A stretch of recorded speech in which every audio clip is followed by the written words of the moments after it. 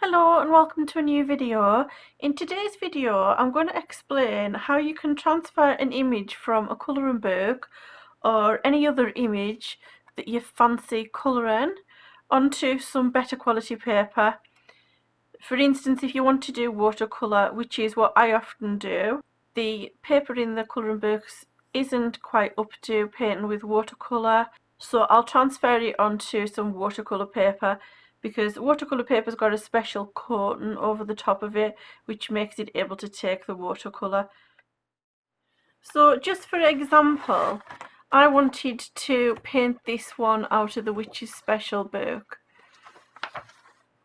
This lovely one here of the two witches, but the paper just wasn't really good enough for watercolour paint. It's quite thin and then it would just all wrinkle up. So I transferred it basically onto, this is proper watercolour paper. You can see like it's thick like card, and then of course it's so much easier to paint watercolour when you're using the correct paper.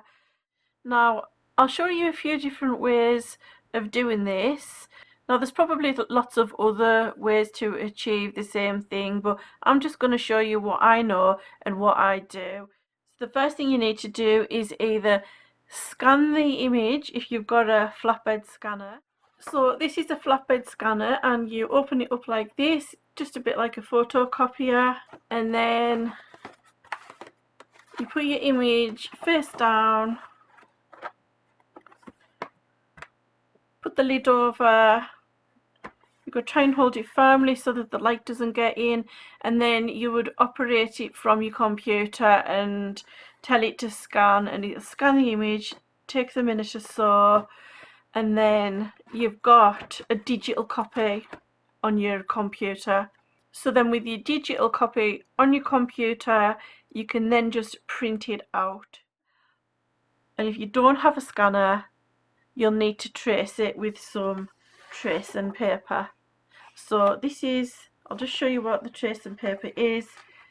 For anybody who doesn't know what tracing paper is, it's fairly inexpensive and it's like a vellum. It's like it's just basically a transparent paper that you can see through, and you just buy it in pads like this. So you basically put it over your image and then use a little piece of low tack tape. I just use tiny little pieces. I don't, because then it's easier to rip off afterwards. So I would kind of pull that down a little bit so there's a little bit of the page showing there, and then I can stick that onto there and then do it in a couple of different positions. It's to hold the tracing in place, because if it slips when you're halfway through it, it's difficult to get it back aligned again. And then you want to get a pen or a pencil and basically just trace the lines like this.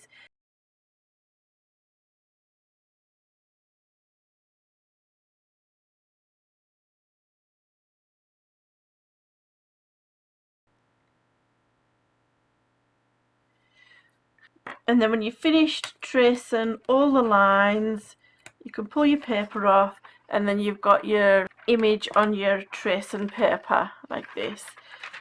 So the next stage, if you've traced your image, you'll have your piece of tracing paper, and if you've scanned your image, if you had a scanner, you would need to print it out just on a piece of copier paper like this.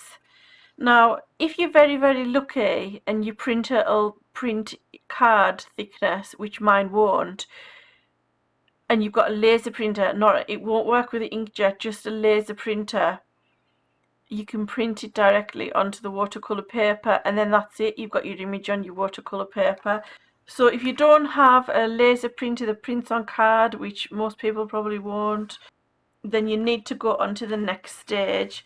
So the next stage is getting the image onto the paper. So I'm just going to cut this paper in half. I buy my watercolor paper in larger sheets because it's cheaper, and then I just cut them down to the size that I want. If you buy the pads of watercolor paper, they're a lot more expensive. So that's just a little tip for you if you're going to invest in some watercolor paper. Okay, so now we've got our image either on a digital file that we've scanned, or we've got our image on a piece of trace and paper. So the next step is now actually getting the image from that onto the watercolor paper, and I'll show you a couple of methods of doing that. And the first one is using a tracing board. So we place our image on the tracing board and use a couple of little bits of low-tack tape just to hold it in place.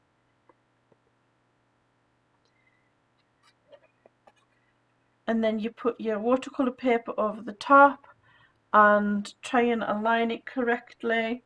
So it's difficult to see through at the moment, and when I first bought my tracing board I thought it didn't work properly. I thought the light wasn't bright enough because it wasn't shining through the paper, and the reason was because I hadn't switched the lights off in the room.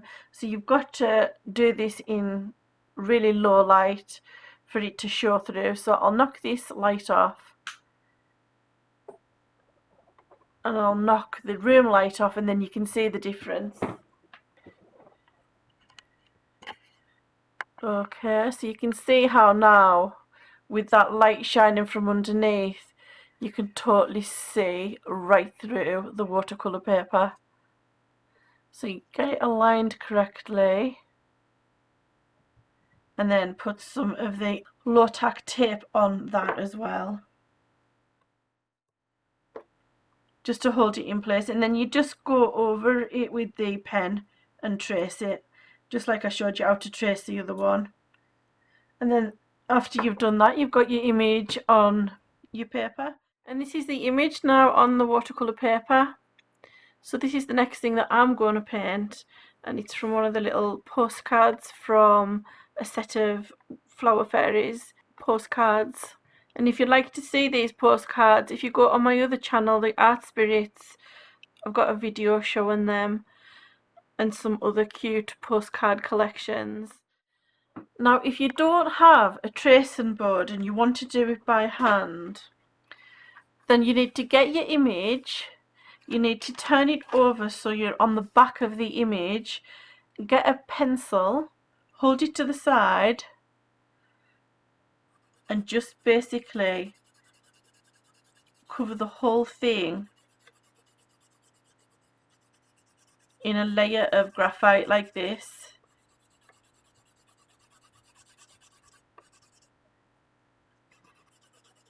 So remember, it's got to be on the back of the image. And you can, if you've got your image on white paper or tracing paper, it doesn't matter, you can still do the same thing. In fact, it'll probably work better on white paper, because then what you need to do is when you've covered that in graphite, you need to turn that over onto your paper. So we'll just pretend this is a piece of watercolor paper, stick it down to hold it in place, and then you need to get either a pencil or a pen with a good point, and you need to just go over your lines like this. So I'll just do the fairy's wings.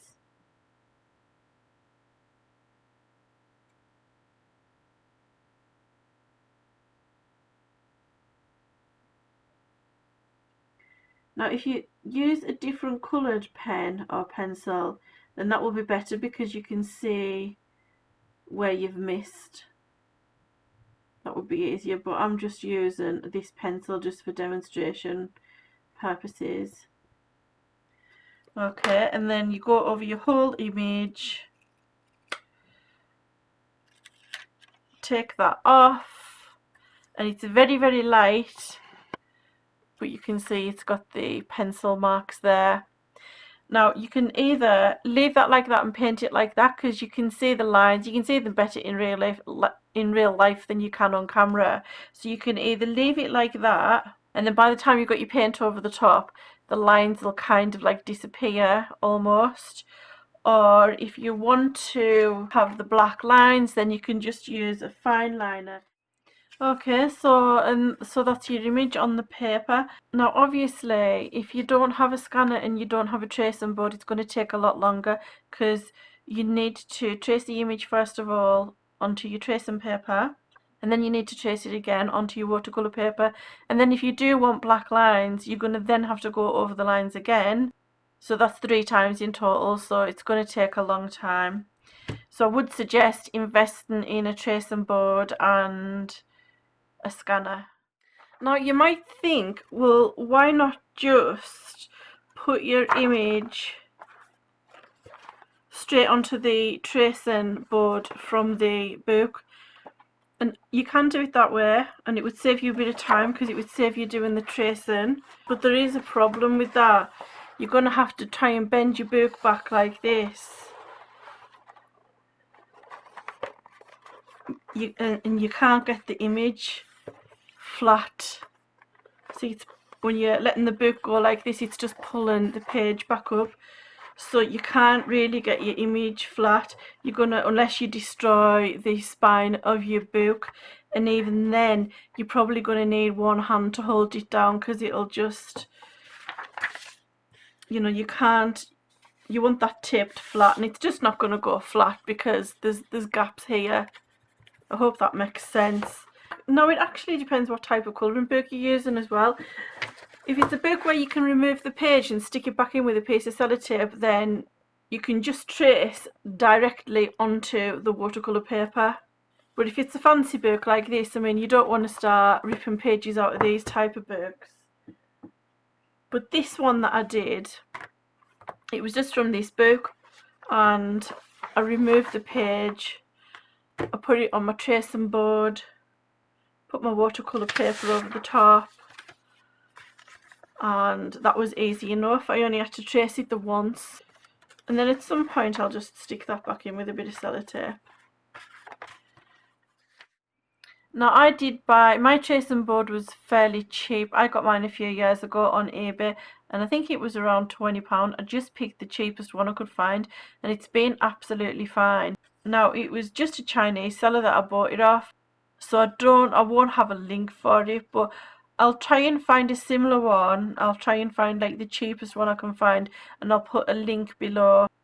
Another problem that you might run into is most scanners are A4 size, so if you wanted to scan like a double page like this, or if the page was just larger than A4, what you would do is scan one page, scan the other page, print them out, and then just basically stick them together. If there's white bits on the edges, just snip them off with some scissors and then just align them together, stick it together with some sellotape. You would obviously need a large sheet of paper to cover the whole thing, but if you scan your image into the computer, you can use a program like Photoshop or something to stitch the images together, or you can even reduce the size of it. So say for example you wanted to do this picture but you just don't want to make it that big, like you want it, this image, but you just want it to be this size, the size of 1/2. You know, once you've got that scanned image on your computer, you can reduce the size of it and then print it out smaller. So that's another option that you can do. And then the other thing I wanted to show you was, if you've just got an image that you want to actually colour in yourself, any image at all, you know, it could be like a famous painting or anything like that, you could copy the image because it's just for like personal practice. So it's not like you're not like infringing copyright because you're not selling the item or anything. You can trace the outlines of the image with a piece of tracing paper, which is what I did for this, which is why I've got this, and then you can use that to copy the colours, and then you're like creating your own colouring images. So I really wanted to do this flower fairies one, but I don't want to paint it that small, so I traced the image with this piece of tracing paper first of all, and then I scanned the piece of tracing paper, so then I've got the image on my computer. And then, as you seen earlier, the image was on a larger sheet of paper.